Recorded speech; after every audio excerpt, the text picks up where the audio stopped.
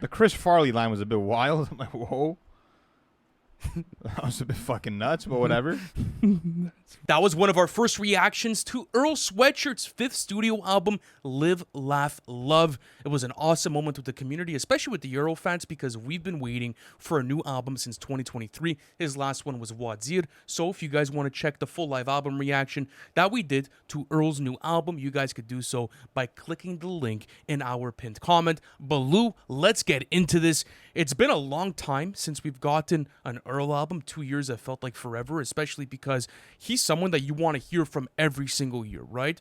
He's introspective with his writing. He's someone that puts so much thought and emotional depth into his studio albums, and his projects are always super accessible. And I feel like that's always super. I don't know about accessible. no, with meaning Earl. like lengthwise and just being able to go into the listen and not having to go through like 50 different songs. He's someone that packs his albums with a lot of punch, no filler, all killer, and I felt like that was the situation for this album. So going into the artist performance, I guess that's where we could start. What did you like out of Earl when it came to this studio album? Yeah, first of all, there was a narrative going around Twitter this year that I didn't like too much, and it was about how Earl and The Alchemist make the same album every single album cycle. Listen to this album and compare this to his other projects and tell me that he just repeated the same album, because this really stands on its own. And a big criticism people have for Earl's artist performance usually within his albums is the monotone cadence, which, I mean, sure, it's definitely prevalent on this album. That being said, I think he does do a lot tonally and cadence-wise to sound different, sound really happier in tone. And I also feel like he'll play around with his vocals on various tracks. For example, looking at the song Forge, I like those cool echoing vocals. He uses the perfect amount of reverb on them. And just that one verse style from Earl works so well because he could just lock into one singular focused flow. And I love just how braggadocious he sounds in that song. And then even on Infatuation, he's not monotone on that song. He actually sounds really hungry. Same thing with a song like Static, which is one where he is just rapping his ass off and doesn't sound dry, doesn't sound flat vocally. And I felt like that was the same situation for his verse on Crisco, where you go into that record and it feels like more of a triumphant sort of Earl, where he has a lot to get off of his chest, but he's more aggressive, he's more confident, like he's speaking his shit and he knows what he wants to get off. Another performance that I absolutely love, and I think it's classic Earl, and just me being a fan of his previous projects, is Golden State Warriors versus Sacramento, where you get him in like more of like that smooth cadence. It's almost like he's talking to you throughout the record. That's something that I've always loved out of Earl, and I feel like if you're just not a fan of that style of rap, and you can't gravitate towards, let's say, a Larry June, a Mike, a Boldy James, where it's monotone, but yet it's so smooth and they're almost kind of like doing an a cappella to a certain extent, then this artist performance is not for you. But if you guys want a standout performance from this album with that same sort of cadence and monotone flow that Earl is known to have, I felt like Golden State was a great song to like have that sort of feeling on. That is, yeah, for sure. I think one that will surprise fans the most, and that was the most left field performance-wise for Earl, which I think was achieved beautifully, came on Tourmaline, where you have that laid back and patient flow from Earl. And this is maybe the most peaceful he's ever sounded to me. I like how he balances having this melancholy tone, but also a happy tone within the track. It's almost like we're catching him in a daydream state. And what's really cool too is that once you reach the post-chorus where he's singing "Both Ears Ringing With Your Love," it's a simple melody. He's not overcomplicating the crooning, and it felt very nice and just natural to hear him sing the way that he did, and that definitely stood out to me. I'm like, this is new for Earl. This is really refreshing to hear. Okay, let me ask you something, all right? Because when you go to something like Tourmaline, usually one criticism that you've had with other albums is you don't like when the song structure is predominantly made up of the chorus, right? But for Tourmaline, it's two choruses and one verse, and most of the runtime is him repeating the first chorus that he has. So what do you think separates it here? Did you like what he was doing on the chorus? And I guess you did because you like the record, and it's low-key 75% of the song. I think the fact is with Earl is that he barely constructs his songs like this. When you do get a track like this where he's trying something new, maybe focusing more on the hook that really feels more like a verse than it does a hook. It's not very Yes. repetitive. Well, it's like 16 lines. It's really right? dope. Yeah. It's 16 lines. So I mean, even if you do get the repetition at the end, like there's also some great content matter within that hook as well. I just think like looking at it from other perspectives of his career, even if you want to go back to his debut mixtape Earl, which was the debut mixtape underneath Odd Future, there's so much progression within his sound. And I feel like when you look at the way that he's been able to sort of turn a new leaf in his life, it almost feels like he's happy about the things that are finally going on. And you hear that with the pip in his voice, and that's something that I felt like was super prominent throughout the artist performance. And it's something I love. So when it came down to the rating, though, this is the conversation I wanted to have with you. It's not over spectacular. There's not a lot of like tricks and glamour, but you could argue that it's one of his most concise performances in his catalog, like usually he has on different studio albums. Where did you go? Great or amazing with ours performance? One more I wanted to talk about because I didn't speak about any of the negatives. I don't know if you had any. For me, I didn't really have any. There was one on the song "Live." It sounded like his vocals were intentionally muffled for that first verse. Like he was. It sounded like he was congested. Yes. It felt like he was speaking behind the screen door. It literally sounded like his nose was blocked. That's what it sounded like, and it was a shame because you're getting some of his most thoughtful reflections on that song. It doesn't ruin the song for me, but I do wish he sounded clearer. And then also the way he's rapping on Heavy Metal is beautiful. Just that nonchalant flow. He sounded so free rapping on that song. But yeah, ultimately, the artist performance was stellar to me. I do wish sometimes that Earl would sound a bit more lively on certain tracks, but I feel like he put in a good effort to evoke just different moods, different emotions within this album. I think it's a very well curated album. I love that structure of these dense, short songs that pack in so much. I went with a great rating. I went with a great rating as well. Absolutely. Like Earl did his job, and I think the fan service was beautiful on here too, where stayed true to his artistry like he always does. And, if you don't fuck with Monotone Earl, well, you just won't fuck with this album. I guess that's the way that it possibly goes. But there's a lot more joy in this performance, and it feels like he's super happy. But let's go into the content section of this album. Bro, listen, I know it's only 11 songs. It has 24 minutes of runtime. But I feel like, especially when I was doing my review, bro, I would have like at least a good 8-9 pages, bro, with different explanations for different sections of this album. There's so much layered writing. There's so much shit going on with it. So how did you treat that experience with the writing? Did you have a difficulty going into the writing of this album? Because when you really put the magnifying glass on it, I do feel like you find so much shit that you would not know of, after your first or second listen, right? 1000%. And again, back to what we were saying about how nice this album was to go through because of its short length, gave it so many spins, and I definitely was uncovering more and more about what he was trying to communicate throughout these songs. And I think that this was something I was looking forward to even before we got the album, because Earl Sweatshirt is a poet. If you've been following this guy's career, the reason why he is celebrated as a lyricist in the same company as some of the greats is because he always brings in these layered metaphors and this idiosyncratic imagery. Like, that's Earl Sweatshirt to a T. This is where he strives.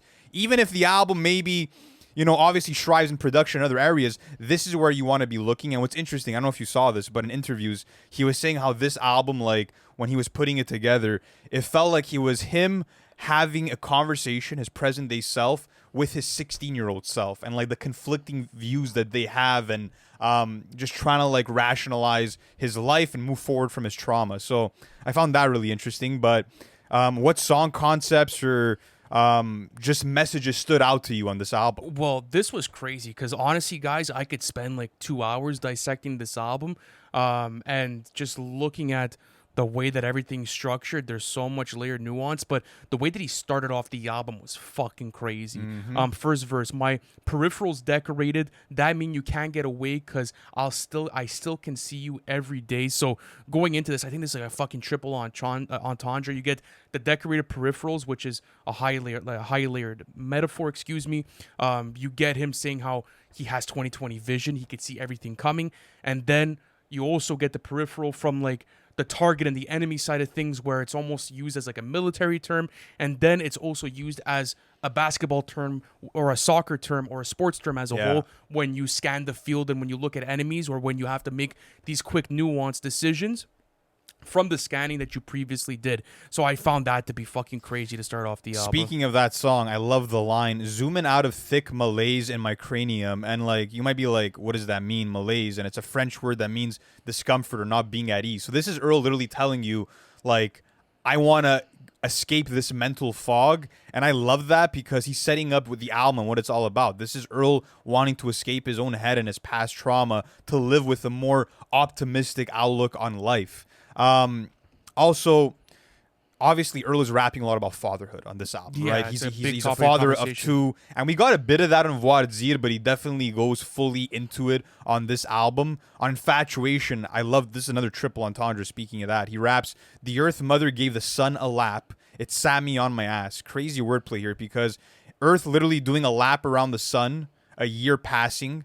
This could have been recorded a year after his son was born. Also, Mother Earth plus the sun can be used as like these parental forces, these mythic parental forces. And lastly, lap slash sat, the wordplay could be tied into a child sitting down and him also being humbled by the birth of his son. So I love what he was able to do there. Again, that's what Earl provides, bro. It's just these layered metaphors that leave a lot of just reflection for the listener. But speaking about him having a conversation with his 16-year-old self, you see that prominent on a song like Live on the first verse where he says, "I remember when I ain't want it, I prayed harder, they hooked on the phonics." So speaking about when he was 16 years old, he was popping off and he didn't want all of these different things that came with it. And then that plays into what you were saying. But cool double entendre here also on that verse when you continue, cooking him calmly like Lauren in the 90s. The Lauren is on me. So I found this to be super sick because Lauryn Hill in the 90s was making music with the Fugees, released a song called Killing Me Softly. Obviously, The Lauren Army, Saint yes, Laurent. absolutely. So I like the cultural references there as well. I just think you're gonna find this on every single song. Like, take your pick, guys, on this on the Genius website, and you'll have a good 100%. time with it. A couple more songs I want to talk about. Speaking of Live, I love how he's like just reflecting on his role as a father with lines like, "I'm gonna lead you to the river, I can't sip it for you," kind of tackling the notion of like guidance versus responsibility. Like, I can show you the way, but you need to walk down the path as your own self. And then he even spits other wisdom like, "Never lead with indecision, never leave the homies unless it's time to leave the homies." I feel like you're getting a much more wise and rational thinker out of Earl on this album. Also, one of the more important songs on the record is easily Crisco. On the second verse, Serious. Earl is confronting childhood trauma of having an absent father and having a stepdad that would beat him. And he's rapping about how he doesn't want to repeat that cycle with his kids, saying, "I'm sorry for the pain I caused. God know my heart and that I'm out here trying to change the course. I'm working on it." Incredible writing. There's also some Deeply sick personal. writing on Static as well. Diddy bopping around the ring like Ali. So everyone knows the Diddy parties. That's one part of the entendre. And then him speaking about his confidence, how he dances around his opponents like Ali. I like that type of confidence from Earl because you don't get it very often. And then in that same song, it's cool because he's calling out opposition by saying, "Arm all in the thing," like Vince Carter, going back to Vince Carter's iconic dunk where he put it in when it was in the 2000 slam dunk contest. And then he goes on to say, "Overall, y'all baby shit soft. No one could fuck with me or my writing." So that type of attitude too was super appreciated from me throughout this album. And going into everything else, like I could continue going on. There was one thing that was actually really fucked up on this song as well, the Chris Farley On line. Static. Oh my That was god, crazy. this was fucked up, bro. Heard it through word of mouth. It's on the floor like Chris Farley. I'll let you guys do the research on that. That's Bro. one line I actually didn't fuck That with. was a wild one. Two more songs I want to speak about just because, again, guys, this to me was really the standout aspect of the album. Heavy Metal, aka Ejectocito. Earl's rapping about his inner turmoil and how, like, through this cathartic act of writing and recording this music, releasing all of this pain, how much of a therapeutic effect it's having on him. And he also goes in on having a dream of a baby crawling on the ceiling, and this was while he was on tour with Odd Future, and he didn't know what that meant until he ended up becoming a father, which is pretty cool, and how being a father would turn his life upside down. That's kind of the metaphor weaved into that. Lastly, on the outro, it feels like a beautiful, nice resolution moment where Earl is rapping about having worked hard throughout his career and how risk-taking took him really far in life. And he ends the album with a beautiful, encouraging message for the fans that have dealt with a lot of the same mental struggles he's been voicing throughout his whole career by rapping, "At the end of the day, it's really just you and whatever you think. I'm airmailing you strength. And Earl was someone that's always been like an overthinker, always sort of like staying in the gray area. So for him to turn this new leaf in such a genuine way, as a fan, bro, like it's been rewarding just to watch his journey and to see where he's gotten to. Little layer that I also want to add on the ceiling bar that he had. This was something I found super cool on Genius. If you guys are familiar with the 1996 movie Trainspotting, Renton is having these crazy hallucinations because he's finally off of heroin. And when he's staring at the ceiling, he sees the children crawling on the wall as well. So fans were making like that cultural like sort of connection where he's talking about more of a spiritual moment with Odd Future in 2016, but it could also be seen as like sort of this cultural reference about how he maybe feels like Renton after all of the detoxing from the drugs, and he's finally getting clarity in that moment, and he's going through hallucinations. Just a cool little Easter egg I found there. Bro, when I was looking at the score for the content, I was considering perfect, dude. I have an amazing rating. I gave it an amazing rating. Yeah, but it's not far off, though. I can't blame you, bro. So then what sets it off? What sets it off? I don't know. I just feel like, and there's nothing wrong with this, but maybe there's some songs that are kind of, like, I think it's Infatuation that's really a song based on, like, him looking for food while he's on tour. Like, there's kind of, like, random moments and bars throughout it, but ultimately, the content's amazing. Yeah, the writing is phenomenal here, and I love how phenomenal. I love how like just the writing was focused on, you know, not him being totally removed and past all of his trauma, but him still keeping it, but being able to kind of look at life throughout a more positive lens. Yeah, but let's go on to the production. This was crazy because you got some wonderful producers on here. You got Theraveda on this. They've done previous work before. He also had credits on. Is it Theraveda or the Ravida? I'm not sure how to pronounce. But anyways, you let me know in the comment section. You had Black Noise. You ended up having Child Actor. You had Navy Blue. Had a bunch of different credits on this.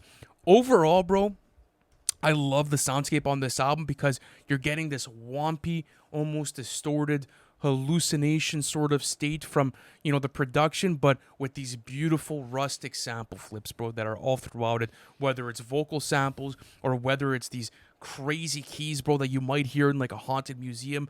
I'm looking at this soundscape and I'm telling myself, wow, Earl did it again with the beat selection, bro. He absolutely did it. I love just all the quirky alternative hip-hop sounds. The 70s soul samples were on point. And it has, similar to Earl Sweatshirt, like elements of like glitchy hip-hop, trip-hop, very lo-fi minimalistic sound where a loop is really dominating an entire atmosphere of a record. Man, where to begin, bro? There's so many fucking standout beats. I think one of my favorites would have to be Crisco, where you're getting just soulful, heavenly bliss. It's the perfect backdrop for Earl's meditative state on that song, and just the liveliness and distortion of the choir sample on that song reminded me of how Dilla would flip a sample, bro. Yeah, it was fucking crazy. That's what it felt like. I love the strings on this album. One production that really stands out for me on that end is Forge. Once you get that beat transition, you get like these old, like twangy, like untuned sort of strings that create for like this sort of hazy psychedelic vibe that I really enjoyed throughout it. Another thing that I like out of the entire album as well, as far as the cinematic value goes, is these outros, right? And they play into the album, but the way that they're produced is sick because you're getting these beat sound transitions. Example, like going on to Golden State Warriors versus Sacramento, when you get Mandel at the end doing his outro, there's like this switch in production that feels like a complete break, but you're still within the same song itself. And it almost feels like they just took the interlude of the album and fucking slapped it in there. But I found that to be crazy as well. What other beats do you have? One that stood out just because you don't have Earl rapping over these kinds of productions often. This was Static, bro. Just very triumphant sounding beat. He sampled some horns on there, and it was just cool to get a different sound at that point within the album. And the drums are also a bit heavier. There's no drums in that song, there actually. Isn't? From what I heard, I think it's a drumless song. Because we were having the debate in the live album reaction where we were like, dude, is this actually drumless? I felt like I did hear drums or percussion. Yeah, listen, from what I heard, I don't know. Anyways. That being said, it grew on me, the beat for Live, because you get an abrupt beat switch, but I just love the funky grooves on that song, the cymbals that are hitting. There's something just rugged but also hypnotic about both those instrumentals, and that's something that's kind of a common theme for a lot of the beats on this album. Then you have Well Done, which is like the jazziest sounding song on the album. Oh, I love this, bro. Euphoric, pitched up. I think African vocal sample in This the is a back of the Navy mix. blue beat if I've ever heard Oh one, yeah, bro, for bro. sure. That fucking flute. I don't know if it's an oboe or what it is. It's something. It's so crazy. Imagine this. Imagine them doing like a collaboration album together, because I wanted to hear Navy Blue rapping on this, bro. Yeah, That why didn't you have a feature? I know Earl, by the way, guys, no feature features. category. Yeah, no features on this. That, like, at least give me one Navy feature. I would have Fuck loved it. Maybe you see it in the future, right? But I think that was intentional as a choice of just making it to be a very personal and like deep record where it's like, no, I'm the only voice on the album. I think that was intentional.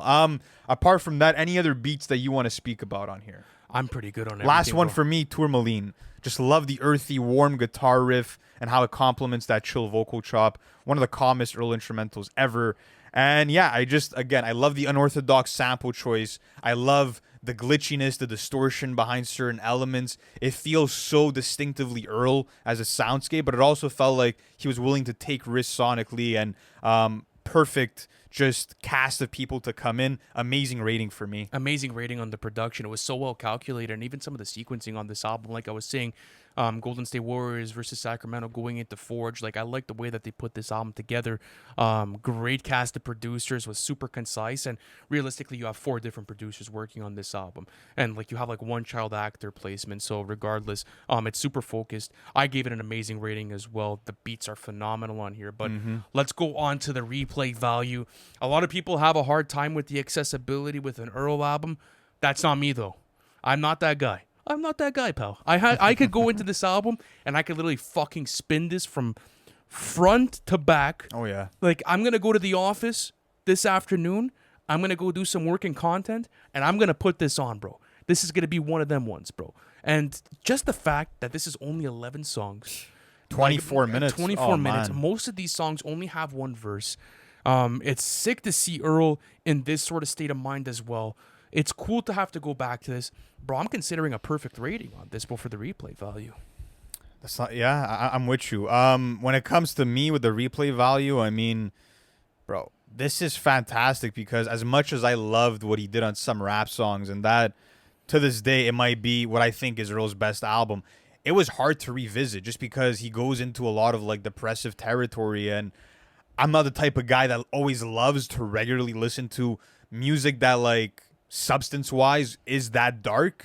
But with this album, it's so bright. It's way more optimistic. This has become, again, off of the maybe 6-7 times I've listened to it at this point, an immediate favorite for me, just because of how much it stands out sonically and lyrically. It feels like a time capsule for where Earl is right now in his current moment in life. So you won't be able ever to recapture this with any other album in his catalog. And I just love how each track feels so closely connected. There's really a unified vision from track 1 to 11.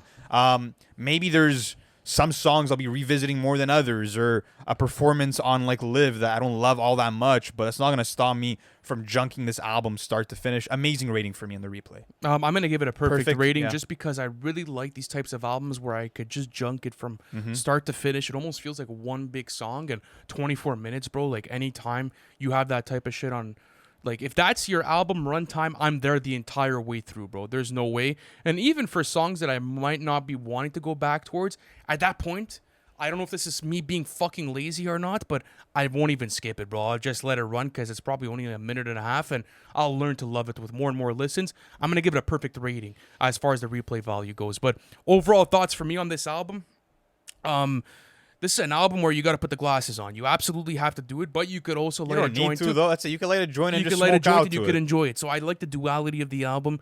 I love hearing from Earl and his perspectives in life, and just understanding what brought him here.